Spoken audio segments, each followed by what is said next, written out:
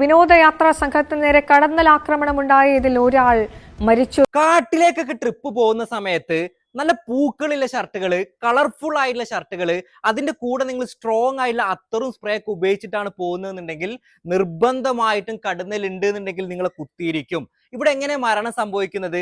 ചില ആളുകൾ ഒരു കടന്നൽ കുത്തിയാൽ തന്നെ മരണം സംഭവിക്കാം. നമുക്കറിയാം, കടന്നൽ കുത്തുന്ന സമയത്ത് അതിന്റെ കൊമ്പ് നമ്മുടെ ശരീരത്തിന്റെ ഉള്ളിലേക്ക് പോകുന്നു. വളരെ സിവിയർ ആയിട്ടുള്ള ഒരു അലർജിക് റിയാക്ഷൻ അവരിൽ സംഭവിക്കുന്നു. അനാഫൈലാറ്റിക് ഷോക്ക് വന്ന് മരണപ്പെടാവുന്നതാണ്.